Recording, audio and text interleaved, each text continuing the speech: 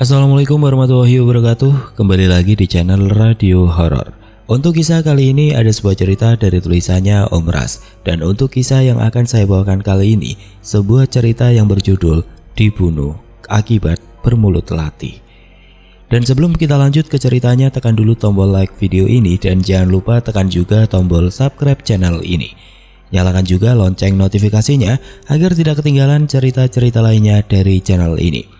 Dan buat teman-teman yang pengen membaca langsung ceritanya, nanti silahkan saja kunjungi linknya yang nanti akan saya sertakan di kolom deskripsi. Dan seperti apa untuk kisah kali ini? Langsung saja kita masuk ke ceritanya.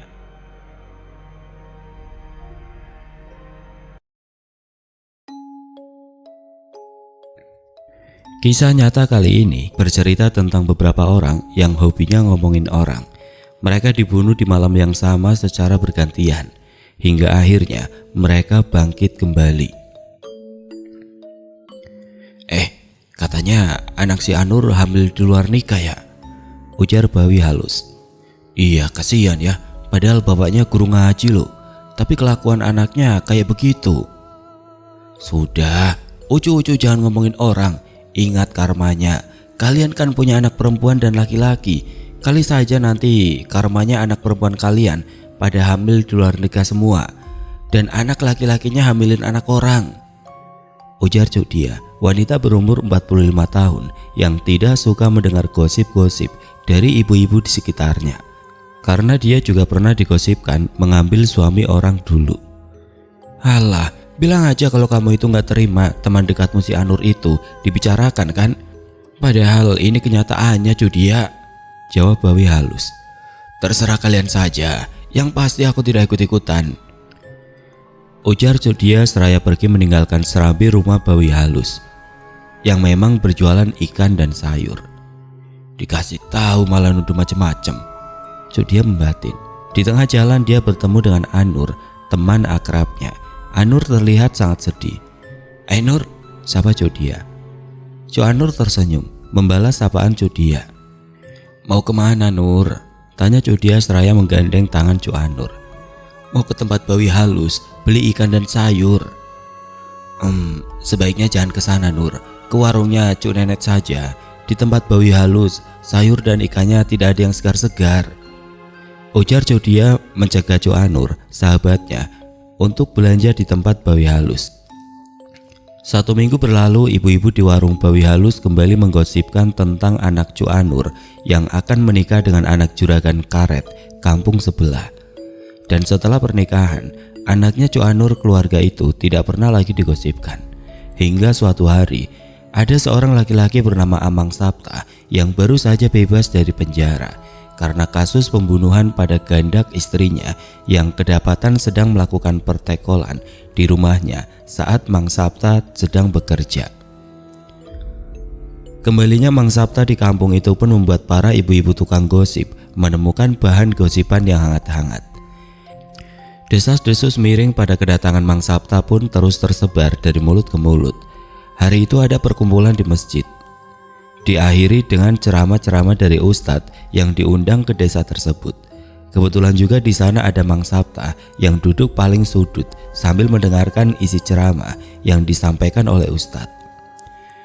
Tiba-tiba di tengah-tengah ceramah, Bawi halus bertanya, Pak Ustadz, bagaimana kalau ada orang yang langsung membunuh orang lain hanya karena cemburu? Tanya Bawi halus dengan nada sinis. Sontak saja semua mata tertuju pada Mang Sapta yang duduk di sudut ruangan itu. Diperhatikan sedemikian rupa oleh orang-orang satu masjid membuat Mang Sapta jadi malu dan langsung pergi keluar meninggalkan masjid. Suami Cu Anur yang melihat Mang Sapta keluar pun langsung mengejarnya. Sementara Cu Anur dan Cudia menegur Bawi halus karena mulutnya yang mempertanyakan hal-hal seperti itu. Ini kan kenyataan, lagi pula aku tidak bilang siapa orangnya kan. Dianya saja yang tersinggung, jawab Bawi halus dengan nada ketus. Hampir saja Cudia terbawa emosi dan hendak berkelahi saat mendengar jawaban Bawi halus yang bukannya meminta maaf malah seperti menyalahkan Mang Sapta yang tersinggung dengan pertanyaannya. Untungnya saat itu Cu Anur segera menangkap tangan Cudia yang hendak menjambak kerudung milik Bawi halus. Orang-orang di dalam masjid itu berbisik-bisik melihat kejadian tersebut. Pak Ustadznya pun tidak mampu berkata apa-apa karena riuhnya keadaan di dalam masjid. Cuk Anur menarik tangan Cuk Dia untuk keluar masjid. "Sudah Dia, jangan terpancing dengan perkataan si bawi halus itu," ujar Cuk Anur. "Tapi mulutnya itu bikin kesel saja. Ingin rasanya aku sobek-sobek itu mulut setannya," umpat Cuk Dia seraya melepaskan kerudungnya.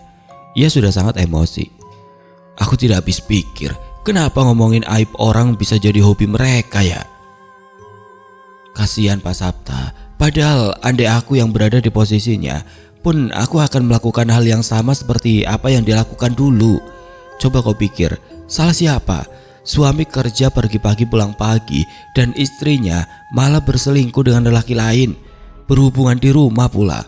Wajar saja kalau Pak Sapta langsung membunuh laki-lakinya." Sudah, jangan diungkit lagi masalah itu," kata Cuk Anur seraya mengusap-usap punggung Cuk Dia.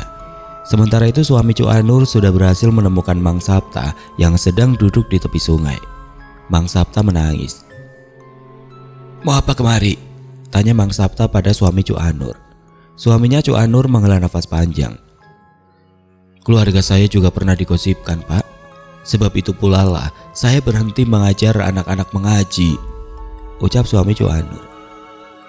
"Aku tahu aku bersalah.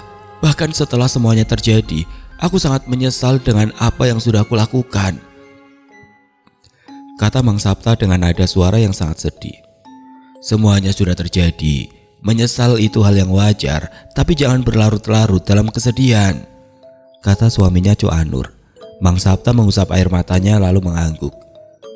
"Baik Pak, terima kasih sudah mengingatkan," ucap Mang Sapta pada suaminya Cuk Anur.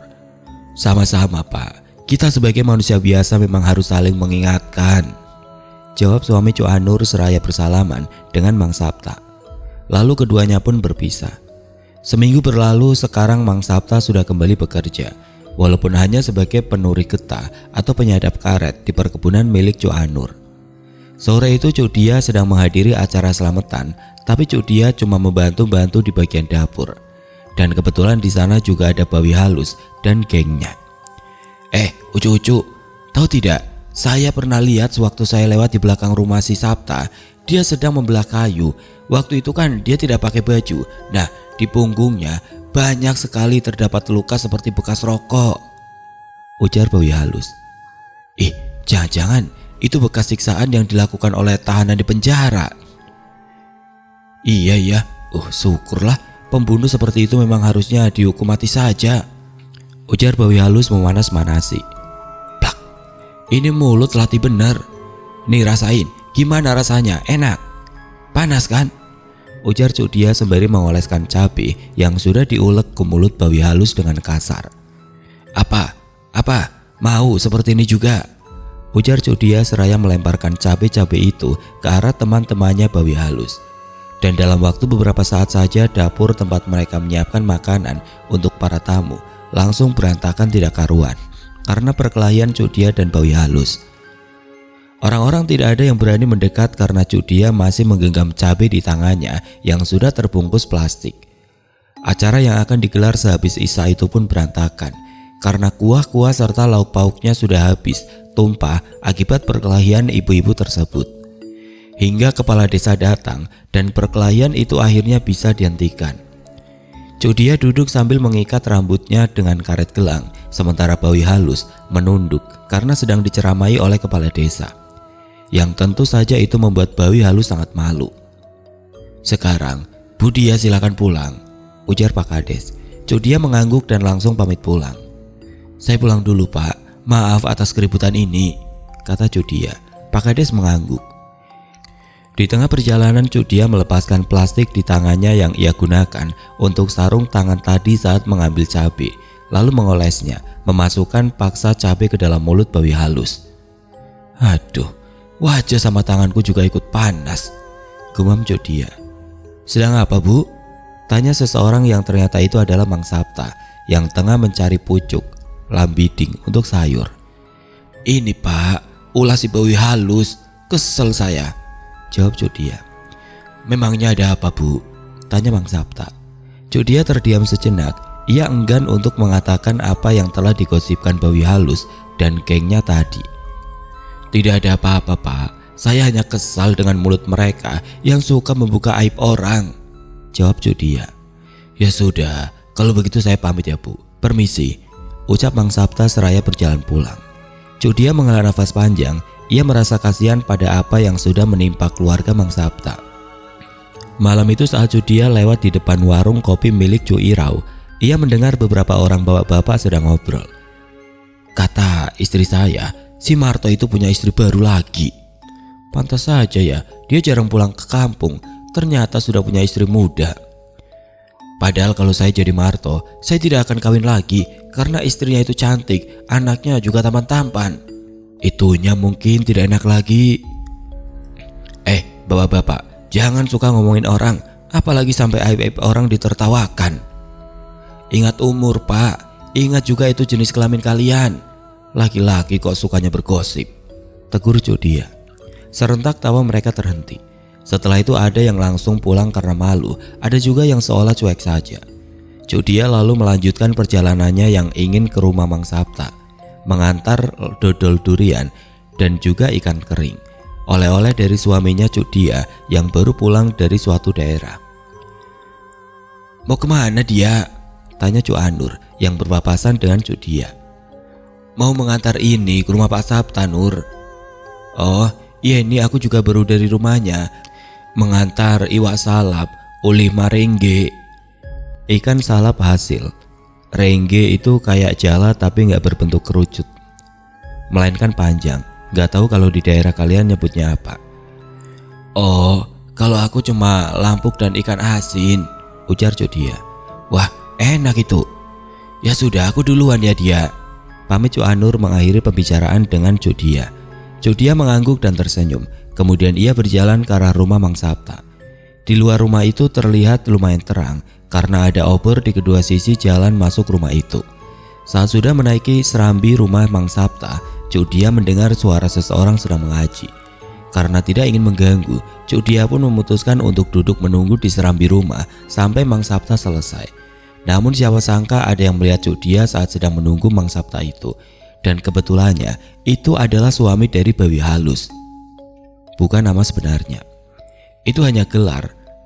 Bawi artinya perempuan, halus artinya kecil. Jadi Bawi Halus itu perempuan yang bertubuh kecil. Namun sialnya keberadaan suaminya Bawi Halus itu sama sekali tidak disadari oleh Jodia. Lalu perlahan-lahan orang itu pergi dari tempat persembunyiannya dan berlari pulang. Singkatnya, setelah lumayan lama menunggu, akhirnya pintu rumah Mang Sapta pun terbuka. Jodia bergegas berdiri dan menyerahkan bungkusan yang akan dia berikan pada Mang Sapta tersebut. Namun tiba-tiba entah dari mana datangnya banyak sekali orang-orang yang berlarian ke arah mereka. Jodia mengerutkan keningnya, tidak tahu apa yang tengah terjadi. Ada apa ya, Pak? Tanya Jodia. Tidak tahu, jawab Mang Sapta masih menenteng pemberian dari Jodia. Dasar pesina, rupanya begini kelakuanmu setelah bebas dari penjara, Sapta, bentak salah seorang bapak-bapak. Wanita tidak tahu malu, suami baru pulang kerja malah enak-enakan selingkuh di sini, lanjut yang lainnya. Membunuh orang karena berselingkuh, tapi nyatanya apa? Kau sendiri pun berselingkuh. Kalian orang-orang gila ini bicara apa sih? Tidak jelas dan tidak nyambung sekali, bentak Jodia. Maaf bapak, biar saya jelaskan dulu, ucap Mang Sapta. Tidak usah dijelas-jelaskan. Semua orang juga tahu kalau laki-laki dan perempuan sedang berduaan malam-malam itu ada dua alasan saja, antara mau melakukan perzinaan atau habis melakukan perzinaan, potong suami Bawi Halus cepat.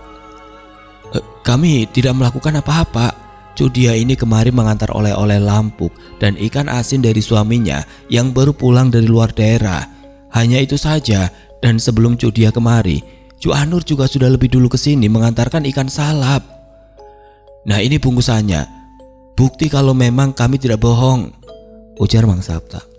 Sudah bapak-bapak, orang yang bersalah mana mungkin mengaku, kata suami Bawi Halus. Atau begini saja, coba panggilkan Pak Kades atau Pak RT biar saya jelaskan semuanya pada Pak Kades dan Pak RT. Namun perkataan Mang Sapta tidak dihiraukan sama sekali. Malah ada yang melemparkan batu ke arah mereka berdua. Cudia mencoba menghindar dari batu-batu yang dilempar oleh orang-orang tersebut. "Jangan dilempari batu-batu, Bapak. Lebih baik langsung kita hajar saja," ujar suami Bawi Halus menambah panas keadaan. Dan setelah mendengar itu, orang-orang pun mulai menarik Mang Sapta dan Cudia. Mereka berniat memukulinya. Hentikan!" teriak seseorang dari kejauhan. Dan ternyata itu adalah Pak RT bersama beberapa orang warga lainnya. "Ada apa ini ya?" tanya Pak RT setelah dekat. "Mereka bersinah, Pak," jawab orang-orang tadi serempak. Pak RT mengerutkan keningnya. "Siapa yang melihat mereka bersinah? Apakah kalian semua melihat langsung dengan mata kepala kalian? Kalau hanya tuduh-tuduh tanpa adanya bukti, itu sama saja dengan fitnah," bentak Pak RT seraya membantu Mang Sapta dan Cudia untuk berdiri. Orang-orang di sana menunduk. "Jawab pertanyaan saya tadi. Apakah kalian melihat Pak Sapta dan Ibu Dia berbuat seperti yang kalian tuduhkan langsung?" Satu persatu orang itu menggeleng. "Lalu siapa yang menyebarkan fitnah ini ya?" tanya Pak RT lagi. Orang-orang serentak menoleh ke arah suaminya Bawi Halus yang saat itu sedang menunduk. "Apa kalian tidak malu dengan umur? Kelakuan masih seperti anak TK. Seharusnya sebelum bertindak pikirkan dulu, atau kalau perlu selidiki langsung berita itu benar atau tidak. Jangan langsung main hajar begini," lanjut Pak RT. Dari raut wajahnya Pak RT terlihat sangat marah. Keringat pun sudah membasahi wajah dan bajunya. "Saya tidak habis pikir kalian menghakimi Pak Sapta dan Bu Dia tanpa sepengetahuan saya yang selaku ketua RT di sini," ujar Pak RT seraya mengelap keringatnya. "Tadi sudah saya katakan, Pak, kalau kami ini tidak melakukan apa-apa, apalagi seperti yang bapak-bapak ini tuduhkan. Cudia kemarin mengantarkan ikan asin dan lampuk untuk saya sebagai oleh-oleh dari suaminya yang baru pulang dari luar daerah. Saya juga minta ke mereka untuk memanggilkan Pak RT atau Pak Kades, tapi mereka tidak mau mendengarkan perkataan saya, Pak," ujar Mang Sapta. "Tadi saya kemari karena dipanggil si Owen. Katanya ada penangkapan orang berzina di sini. Saat itu saya yang lagi makan pun harus bergegas berlari kemari," kata Pak RT. "Kelakuan kalian benar-benar membuat saya malu. Sekarang kalian bubar. Besok kalian datang ke rumah saya. Ada yang perlu saya bicarakan dengan kalian," ujar Pak RT. Sejak kejadian itu, Bawi Halus dan suaminya seperti bungkam. Mereka pun sudah tidak terlibat lagi dalam gosip-gosip di desa. Hingga suatu hari ada sebuah keluarga pindahan dari luar daerah ke desa tersebut. Mereka terdiri dari 4 orang anggota keluarga. Ada ayah, ibu, dan 2 anak mereka yang sudah berusia 12 tahun dan 10 tahun. Keluarga ini terkenal tidak terlalu suka berbaur dengan lingkungan sekitar, apalagi ikut ngumpul-ngumpul dengan ibu-ibu yang sering mengadakan kumpul-kumpul dadakan. Si ibu, sebut saja begitu, hanya keluar rumah jika ada perlu, seperti membeli ikan, sayur, dan keperluan rumah tangga lainnya. Sementara si ayah biasanya terlihat berangkat malam hari sehabis isya dan pulang subuh-subuh. Entah apa pekerjaan si ayah, warga tidak ada yang tahu.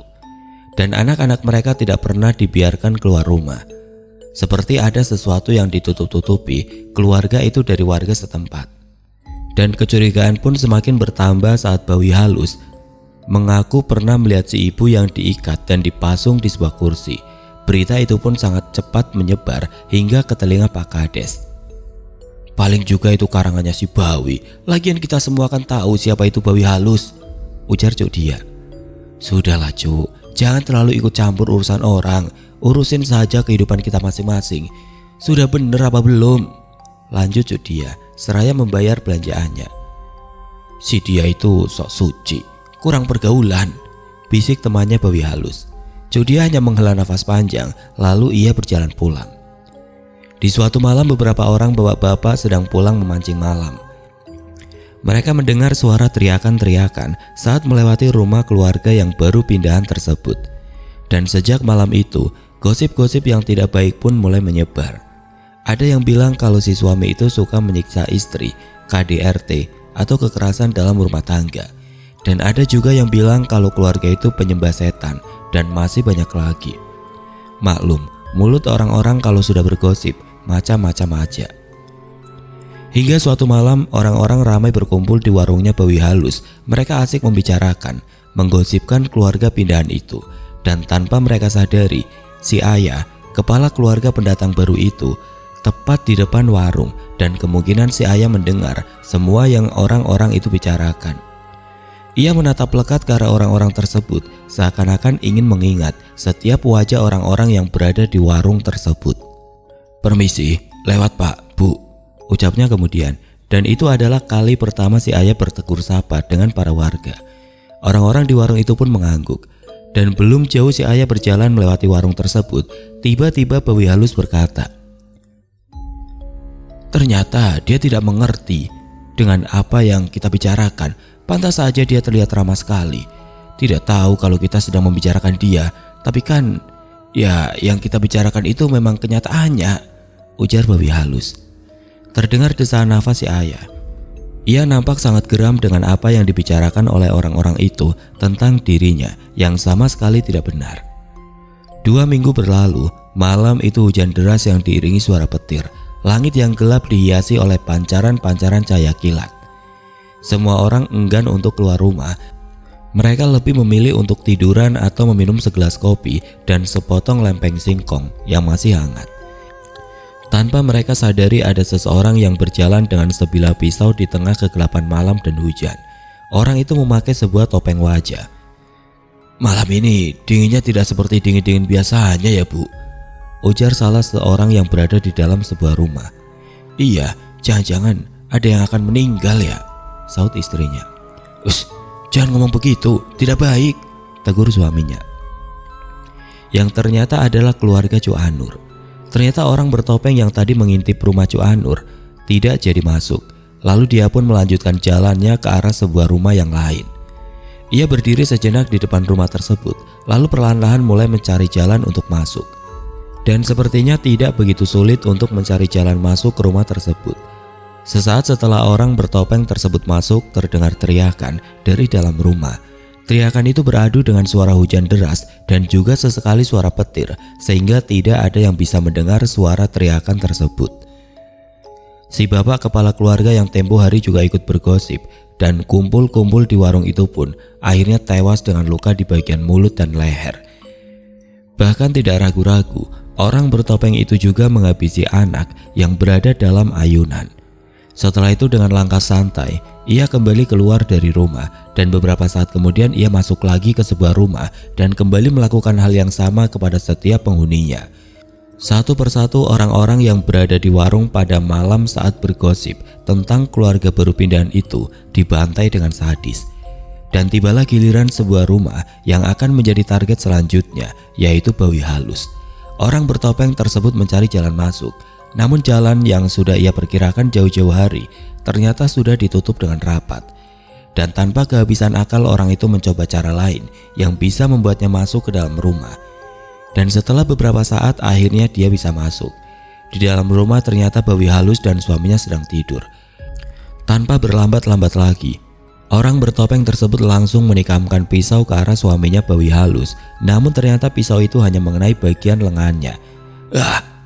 teriak suaminya Bawi Halus saat menyadari ada seseorang di dalam rumahnya dan berusaha untuk membunuhnya. Bawi Halus ikut terbangun saat mendengar teriakan suaminya itu. Ia sangat kaget. "Mau apa kamu di rumahku? Perampok!" teriak Bawi Halus. Orang bertopeng yang awalnya ingin membunuh suami Bawi Halus mengurungkan niatnya dan berganti target pada Bawi Halus. Bawi Halus disiksa habis-habisan. Mulutnya diukir-ukir, ditore-tore menggunakan pisau. Kesempatan itu digunakan si suami Bawi Halus untuk kabur. Dan ia akhirnya berhasil kabur dari dalam rumah. Ia berlari ke arah rumah yang lainnya yang berjarak 6-10 meteran lebih dari rumahnya. Dan tanpa sengaja ia menabrak seseorang di tengah hujan. "Ada apa ini?" tanya seseorang yang tidak lain adalah Mang Sapta. "Perampok di rumahku, dia membunuh istriku," ujar suaminya Bawi Halus. Mang Sapta tidak mempercayai perkataan itu. Ia lalu bergegas pergi dari sana. Namun baru beberapa langkah dia dihadang oleh seseorang. Dan saat kilat menyambar sekilas, terlihat seseorang mengenakan topeng berdiri tepat di depannya. Orang itu mengacungkan pisaunya pada Mang Sapta. "Ada apa ini?" "Kalau niatmu merampokku, aku akan dengan ikhlas menyerahkan harta benda yang kupunya tanpa harus kau menyakitiku," ujar Mang Sapta. Namun orang itu diam saja. Ia lalu mendorong tubuh Mang Sapta ke samping dan si orang bertopeng itu pun langsung berlari mengejar suaminya Bawi Halus. Mang Sapta berdiri mematung. Ia tidak tahu apa yang harus dia lakukan. Adzan subuh berkumandang, alat pengeras suara yang terpasang di sebuah langgar kecil di tengah desa. Hujan pun sudah mulai berhenti. Dan pagi harinya warga dikemparkan dengan mayat suami Bawi Halus yang berada di tengah jembatan yang berada di atas parit. Warga pun bingung antara harus memindahkan mayat dari sana atau membiarkannya saja sampai polisi datang ke TKP. Tapi karena kantor polisi terletak lumayan jauh dari sana, jadi pasti mayat akan membusuk di situ. Jadi mereka putuskan untuk bersentuhan langsung dengan mayat untuk mengangkatnya dan membawanya ke rumah Bawi Halus. Tanpa mereka ketahui bahwa itu akan merusak sidik jari yang ditinggalkan oleh si pelaku pembunuhan. Dan warga semakin gempar, heboh satu kampung karena ternyata korban pembunuhan tidak hanya seorang, tapi melainkan 5 keluarga yang masing-masing memiliki anak dan anaknya juga ikut dibunuh dengan sadis.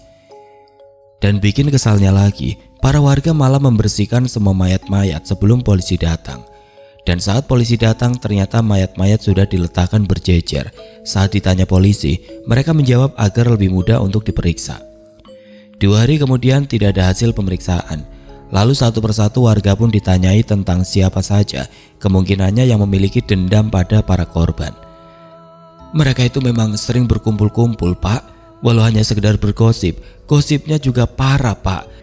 Bahkan ada salah 2 warga yang hampir dipukuli karena gosip dari mereka itu, Pak, ujar salah satu warga. Dan saat ditanya siapa 2 warga itu, mereka serentak menunjuk ke arah Mang Sapta dan Cuk Dia. Lalu untuk dimintai keterangan lebih lanjut, Mang Sapta dan Cuk Dia dibawa ke kantor polisi. Selama di sana Mang Sapta dan Cuk Dia tidak menunjukkan gerak-gerik mencurigakan sedikitpun. Keluarga korban mengatakan jika memang dendam karena gosip, maka yang wajib jadi tersangka adalah Mang Sapta dan Cuk Dia. Bahkan mereka juga mengancam akan mengadili sendiri jika keduanya dibebaskan. Dan akhirnya mereka dibiarkan untuk sementara berada di kantor polisi. Walau mereka di sana tidak dikurung karena tidak adanya bukti, tapi mereka tidak diperbolehkan untuk pulang. Demi keamanan mereka sendiri sampai pelaku pembunuhan sebenarnya tertangkap. 2 minggu berlalu, masih tidak ada tanda-tanda dari si pembunuh. Namun hari itu saat Pak Kades mengunjungi keluarga pendatang baru itu ke rumah mereka, ia melihat hal yang janggal di sana, yakni sedikit darah di gagang pisaunya. Pak Kades secara sembunyi-sembunyi mengambil pisau tersebut dengan menggunakan plastik yang selalu ia bawa kemanapun saat ia keluar dari rumah. Pak Kades ini orang yang memang selalu penuh persiapan, bahkan ia juga selalu membawa payung dan juga pulpen juga plastik. Karena dulu sebelum itu dia pernah ditawari ikan jaluk oleh salah satu warganya. Namun karena saat itu sedang berada di sungai untuk melihat pembangunan pelabuhan kecil. Namun karena saat Pak Kades tidak punya wadah untuk menampung ikan-ikan jaluk, maka terpaksa ia menolaknya. Dan sejak saat itu Pak Kades selalu membawa plastik kemanapun dia pergi. Ikan jaluk adalah ikan kecil yang sering mudik ke hulu bila air mulai pasang dan keruh. Rasanya sangat enak, apalagi kalau ditepungin. Lalu meletakkannya cukup jauh dari rumah. Agar tidak dicurigai, Pak Kades pura-pura sedang merokok di luar rumah. "Ini Pak," ujar suara si ayah tepat di belakangnya. Iya, maaf. Keluar tidak bilang-bilang, saya merokok." "Iya Pak, tidak apa-apa." "Ya sudah kalau begitu saya pamit pulang dulu ya," ujar Pak Kades. Sesampainya di rumahnya, Pak Kades memikirkan apa yang harus dia lakukan dengan pisau yang ia dapatkan di rumah keluarga pendatang. Ia juga enggan menceritakan pada istrinya, takut kalau-kalau itu nanti akan menimbulkan fitnah. Karena seperti yang Pak Kades ketahui, bahwa keluarga pendatang baru itu tidak pernah terlibat masalah dengan warga. Ia memikirkan hal itu hingga malam harinya. Dan paginya ia masih tetap memikirkan hal yang sama. Lalu kemudian Pak Kades memutuskan untuk menyerahkan pisau itu kepada polisi, biar semuanya jelas. Begitu batin Pak Kades. Saat tiba di kantor polisi, Pak Kades menyerahkan pisau itu pada polisi. Namun pisau itu masih belum bisa jadi bukti kuat. Jadi mereka mulai menyusun rencana untuk menyelidiki keluarga pendatang baru itu lebih lanjut tanpa membuat kecurigaan. Dan penyelidikan pun akhirnya dilakukan secara sembunyi-sembunyi. Dan di malam ketiga mereka melihat si ayah pergi dengan membawa tas kecil dan satu yang di punggungnya memiliki ukuran lumayan besar. Dua orang yang bertugas untuk mengikuti si ayah pun dibuat bingung saat melihat si ayah melempar tas yang lumayan besar itu ke air. Namun anehnya, tas itu langsung tenggelam ke dasar sungai. Saat si ayah sudah pergi, kedua orang itu pun langsung membuat tanda di sekitar tempat tersebut yang hanya mereka yang bisa mengenalinya. Keesokan harinya mereka pun menyelam ke dasar sungai untuk memastikan isi dari tas tersebut. Dan sungguh kebetulan sekali tas itu ternyata tersangkut di atas pohon yang tumbang yang sudah lama berada di dalam sungai tersebut, sehingga tidak benar-benar tenggelam ke dasar sungai. Dan mereka semakin curiga saat tahu tas itu diberi pemberat supaya bisa tenggelam ke dasar sungai. Setelah sampai di tepi sungai, mereka langsung membuka isinya, yang ternyata berisi baju dan celana yang kemungkinan pakaian itu dipakai saat si ayah melancarkan aksinya. Singkat cerita, si ayah pun ditangkap dan diinterogasi. Tanpa ragu si ayah menceritakan setiap detail kejadian di malam kejadian. Sebenarnya saya sakit hati dengan tuduhan mereka yang menyebut saya telah melakukan kekerasan dalam rumah tangga. Padahal kenyataannya tidak seperti itu, Pak. Istri saya itu memiliki penyakit gila keturunan. Gilanya hanya datang kadang-kadang saja. Jika dia mendengar omongan orang yang tidak baik atau terlalu banyak pikiran, pasti dia kumat lagi, Pak. Ngamuknya itu bisa sampai melempari saya dan anak-anak dengan benda tajam. Makanya kalau tanda-tandanya sudah ada, saya langsung mengikat dia, Pak. Dan maka dari itu saya tidak ingin anak-anak saya keluar rumah. Takut kalau mereka menanyakan keadaan istri saya pada anak-anak nantinya. Dan kalau sampai orang-orang pada tahu tentang diri istri saya takut kalau nantinya kami akan diusir lagi dari kampung ini karena sudah kesekian kalinya kami pindah rumah dan daerah. Tapi mereka, orang-orang yang saya bunuh, itu malah mengatakan saya yang tidak. Cerita si ayah dengan mata yang berair. Karena pelaku sebenarnya sudah ditemukan dan ditangkap, Mang Sapta dan Cuk Dia pun akhirnya bisa pulang ke rumah masing-masing. Malam itu Cuk Dia dan Cuk Anur sedang berjalan pulang dan melewati rumah Bawi Halus yang sekarang sudah tidak berpenghuni lagi. Tepat di depan rumah itu Cuk Dia dan Cuk Anur mendengar suara isak tangis. Tiba-tiba bulu kuduk mereka merinding. Cuk Dia melirik Cuk Anur, lalu tanpa berkata apa-apa mereka segera berlari menjauh dari rumah Bawi Halus. Di jembatan tempat si suaminya Bawi Halus, kalau malam sering ada sosok laki-laki yang berdiri di sana. Pas kami dekati, sosoknya hilang, ujar salah satu warga. Iya, di rumahnya si Anu juga ada suara teriakan-teriakan saat kami lewat di belakang rumahnya. Begitulah kabar yang beredar di desa tersebut.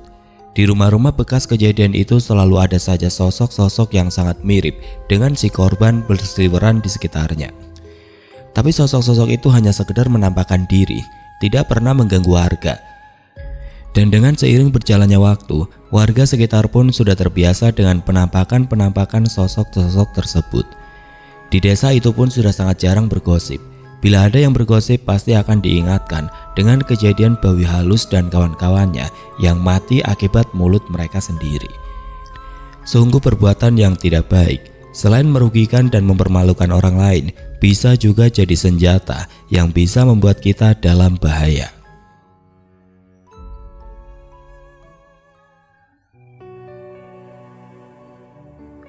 Oke teman-teman, sekian untuk kisah kali ini. Bagaimana menurut kalian tentang kisah ini? Tulis komentar kalian di kolom komentar. Dan semoga apa yang sudah saya bagikan dalam kisah ini dapat dijadikan pembelajaran untuk kita semua. Dan buat teman-teman yang baru bergabung, jangan lupa untuk like, komen, share, serta subscribe channel ini. Dan nantikan kisah-kisah horor berikutnya tetap di channel Radio Horor. Wassalamualaikum warahmatullahi wabarakatuh.